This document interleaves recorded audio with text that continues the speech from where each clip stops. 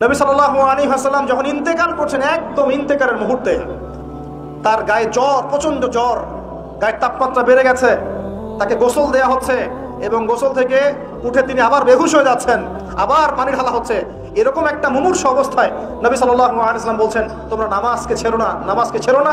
তিনি বলছেন, মেয়েদের ব্যাপারে এবং তোমাদের অধীনস্থদের ব্যাপারে সতর্ক থেকো। আরও বলছেন, আরব উপদেশ থেকে, আরব উপমহাদেশ থেকে, আরবের জাজিরা থেকে ইহুদিদেরকে বের করে দিও। কখন বলছেন এই কথা? একদম শেষ সময়। আরো বলছেন, তোমরা আমার কবরকে উপাসনার জায়গা বানিও না, আমার কবরকে সেজদার জায়গা বানিও না। এগুলো তিনি শেষ কথা বলে গেছেন। আর তারা ওদের হাত ধরে, ব্রিটেনের হাত ধরে অটোম্যানদেরকে পরাজিত করে ওই জায়গা দখল করে এই যে বিগত 100 বছর থেকে এখন মুসলিমদের উপর শাসন করতেছে। এই ইতিহাস কয়জন জানে? ফিকিরি করে কয়জন? এখন গতকালকে নিউজ দেখলাম, তারা বলছে এখন প্যালেস্টাইনিদেরকে দেখলেই গুলি করে মেরে ফেলা হবে। কি বুঝতে পারলেন না? এখন এত হাই লেভেলে চলে গেছে ওদের এগ্রেশনটা যে দেখলেই গুলি মারে দিবে। দেখলেই গুলি মারতে হয় কখন? এটা কি যুদ্ধক্ষেত্র? এটা কি ব্যাটল হচ্ছে? দেখলেই গুলি মারতে হবে শত্রুকে? ও কি শত্রু? যে তার বাড়ি ফিরে যাচ্ছে, যে বলছে যে মসজিদে আকসা আমি নামাজ পড়তে চাই, ওখানে নামাজ পড়ার অধিকার নাই আমার? ওখানে নামাজ পড়ার অধিকার মুসলিমদের নাই? ওটা আমাদের পবিত্র জায়গা না? তো নামাজ পড়তে গেলে তুমি গুলি করে মারি দিবা? আর এইসব বিগার ইস্যুস গুলো বাদ দিয়ে আমরা এগুলো নিয়ে পড়ে থাকবো? কমপক্ষে মুখ দিয়ে তো প্রতিবাদ করতে পারবো, যাতে করে আল্লাহর কাছে আমরা বলতে পারি, আল্লাহ মুখ দিয়ে বলেছে। কমপক্ষে হাত দিয়ে পারি নাই, মুখ দিয়ে বলেছে। আর মুখ দিয়ে না পারলে কি করতে হয়? বিকলবিহি, অন্তর থেকে কি ঘৃণা করতে হয়। তো অন্তর থেকে ঘৃণা করবেন কখন? যখন জানবেন। তখন তো জানাবে কে আপনাকে? যে আপনার সামনে বসে আছে, এ তো আপনাকে দিন শেখাচ্ছে না, আপনাকে সার্কাস শেখাচ্ছে। তো প্রিয় ভাইরা, সচেতন হন। এই দুনিয়ার জীবনটাকে নিয়ে হেলায় খেলায় নষ্ট করে দিয়েন না। জ্ঞান অর্জন করেন, পরিস্থিতি বোঝেন, আমল বাড়িয়ে দেন, হালাল খান। আর এই যে চিলে কান নিয়েছে এই টাইপের বিষয়ের দিকে যায় না। ইস্যু পাগল হয় না, ইস্যু পাগল হয় না, আর এই ট্রল পাগল হয় না।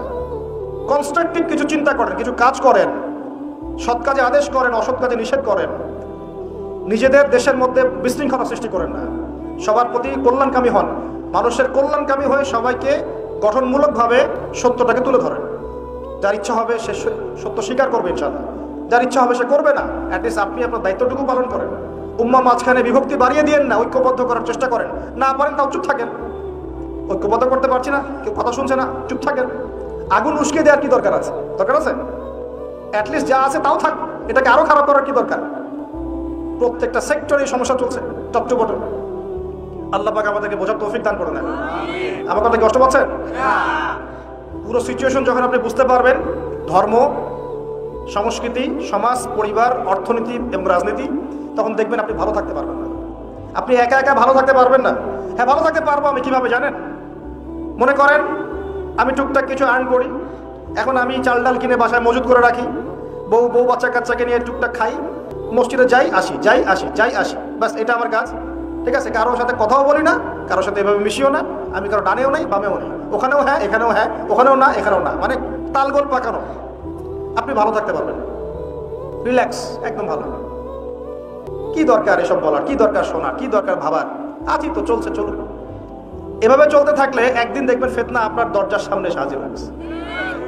একদিন না একদিন দেখবেন আপনিও ভালো থাকতে পারবেন না, ফিতনা আপনার দরজার সামনে চলে আসবে। দেখবেন খুব ভালো ছিলেন, কিন্তু দেখবেন আপনার মেয়েটাকে বাইরের কেউ নিয়ে চলে গেছে। হচ্ছে না এমন? খুব পরেজগার মানুষ, কারো ডানে বামে নাই, কিন্তু পরিবার ইসলাম প্রতিষ্ঠা করতে পারে নাই, মেয়েটা বাইরে চলে গেছে পালায়। ছেলেটা দেখবেন মদের আসরে বসে আছে। ঠিক আছে? নিজের বাচ্চার ভবিষ্যৎ ঠিক নাই, অনেক সমস্যা। শোনেন প্রিয় ভাইরা, নিজে একা একা ফিতনা থেকে বেঁচে থাকা যাবে না। ফিতনা থেকে বেঁচে থাকা যাবে না, এর দলিল কোরআনেই আছে। ওয়াত্তাকু ফিতনা, ওয়াত্তাকু ফিতনাতান লা তুসিবান্নাল্লাযীনা যালামু মিনকুম খাসসা। আল্লাহ বলছেন তোমরা সেই ফিতনা থেকে বেঁচে থাকো। আল্লাহর কথা শোনেন, আল্লাহ পাক বলছেন তোমরা সেই ফিতনা থেকে বেঁচে থাকো, যে ফিতনা শুধু জালেমদের উপর খাস করে আসবে না, মানে সবার উপরেই আসবে। বলে তো সুদের ফিতনা সবার উপরে আসে নাই? আসে নাই?